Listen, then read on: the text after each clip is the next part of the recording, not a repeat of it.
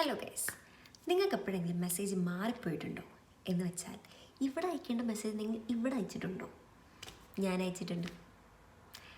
എനിക്ക് അനുപമ എന്നുള്ള 2 പേരെ അറിയാം. ഒന്ന് എന്നെ പഠിപ്പിച്ചിട്ടുള്ള ടീച്ചറും, 2 എൻ്റെ കൂടെ പഠിച്ച കുട്ടി. അപ്പോൾ ഞാൻ college degree means first year നടന്നുകൊണ്ടിരിക്കുമ്പോഴാണെന്ന് തോന്നുന്നു അനുപമ എന്ന് പറഞ്ഞൊരു അനുപമയുടെ മെസ്സേജ് എനിക്ക് വരുന്നു. ഹലോ ഗംഗ, സുഖമാണോ എന്നൊക്കെ പറഞ്ഞിട്ട്. അപ്പം വാട്സാപ്പിൽ ഇങ്ങനെ കുറേ മെസ്സേജൊക്കെ വരുമ്പോഴത്തേക്ക് നമ്മൾ എല്ലാവർക്കും ഒരുമിച്ചായിരിക്കുമല്ലോ റിപ്ലൈ കൊടുക്കുന്നത്. അങ്ങനെ ഞാനും റിപ്ലൈ കൊടുത്തു. ഡി സുഖമാണ്, നിനക്ക് സുഖമാണോ എന്നൊക്കെ ചോദിച്ചിട്ട് ഞാൻ റിപ്ലൈ അങ്ങ് കൊടുത്തു.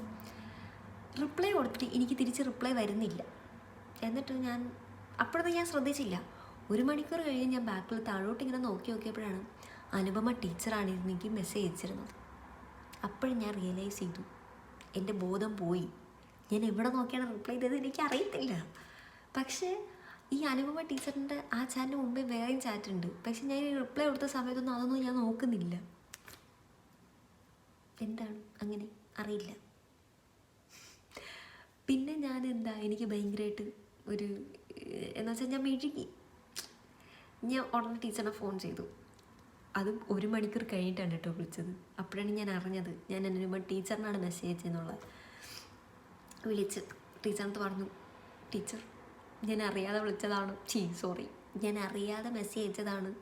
ഞാൻ വിചാരിച്ചു ടീച്ചറല്ല വേറൊരു ഫ്രണ്ട് എനിക്കുണ്ട് എന്നൊക്കെ പറഞ്ഞിട്ട്.